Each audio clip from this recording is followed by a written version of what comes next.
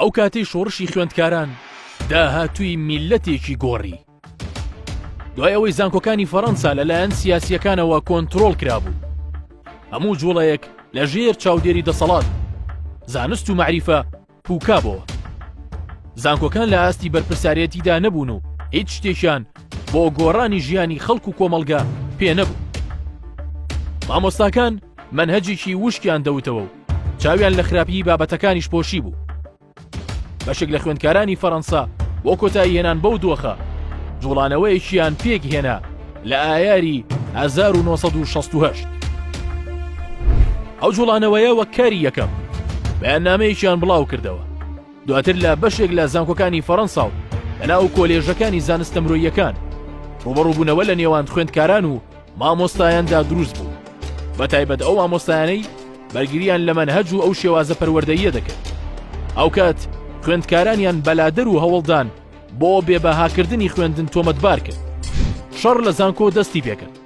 بەشێک لە مامۆستاکان هەمان ئەو دەموچاوانە بوون لە کتێب و نووسین و شاشەکان باسی هێنانەدی دنیایەکی باشتریان دەکرد.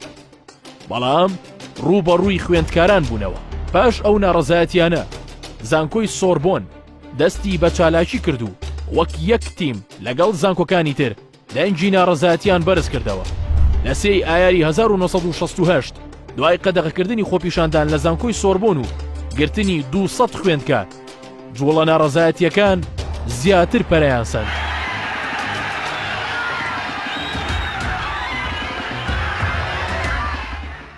گەڕێکی لاتین کە گەڕێکێکی خوێندکاری بوو، زیاتر خوێندکار و چینی خوێندەواری لە نیشتەجێ بوو.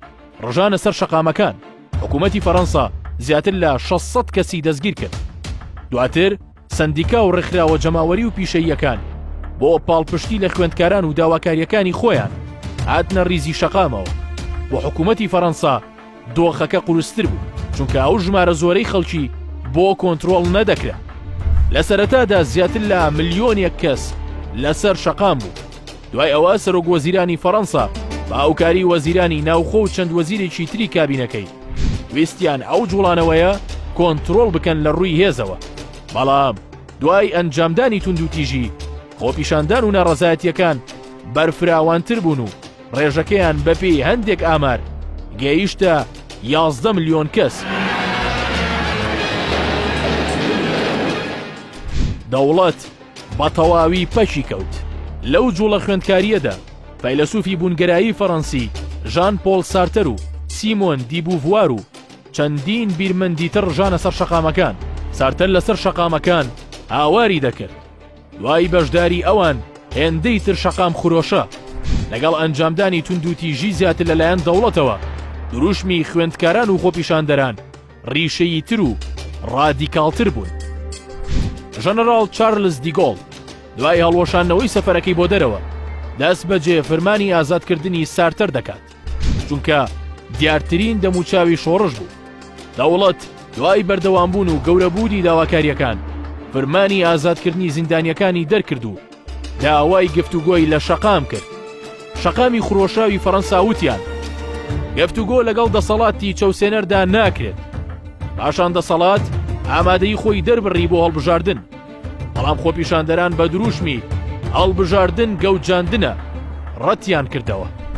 خوێندکارانی فەڕەنسا و نەقابە و سندیکاکان بەتەنها نەمانەوە و لەژێر کاریگەری دروشمەکانی خۆپیشاندەران چین و توێژەکانی تر پەیوەندیان بە شەقامەوە کرد. ئەو کاتە سینەماکار و هونەرمەند و نووسەر و میوزیسیان چالاکیەکانیان هێنایە سەر شەقام، نەک بەتەنیا دەموچاوەکان، بەڵکو داوای گۆڕانکاریان دەکرد لە تێکڕای بنیادەکانی کۆمەلگا، گۆڕان لە سیستمی کولتور و دابوونەریت، لە سیاسەت و حکومداری، لە سیستمی ئاینی، لە پەروەردەی وڵات. خۆپیشاندانەکان بەو دروشمانە شەقامەکانیان جۆشدا و درێژەیان بە بەرخۆداندا. هەڵبژاردن گەوجاندنە، دیالۆگ لەگەڵ چەوسێنەر ناکرێت. بەردەکانمان هەندێک شت تێک دەدەن، بەڵام ڕێگەی تازە دەکەنەوە تا دەتوانن توند بن. مەترسن، هەمومان پۆلیسێک لە ناخماندا خەوتووە، دەبێت بیکوژین. سەر هەڵبرە هەینەک بەتیزان کۆ، با چەپڵە لێدان ڕاگرین. مایش لە هەموو لایەکەوە دەستی پێکردووە. مردن بۆ ترسنۆکەکانە، بینەوپەڕۆ کەڵکی نییە، واز بهێنن هەموو شتێک بخەینە ژێر پرسیارەوە، ئەمە و چەندان دروشمی تر. ئاکامەکەی ئەوە بۆ حکوومەتی فەڕەنسا کەوتە ژێر هەژمونی شەقام و دیگۆڵ 2 ساڵ دواتر لە هەڵبژاردندا دۆڕا و ڕەزایەتیەکان گەیشتە سەر جەمشارەکانی ئەوروپا.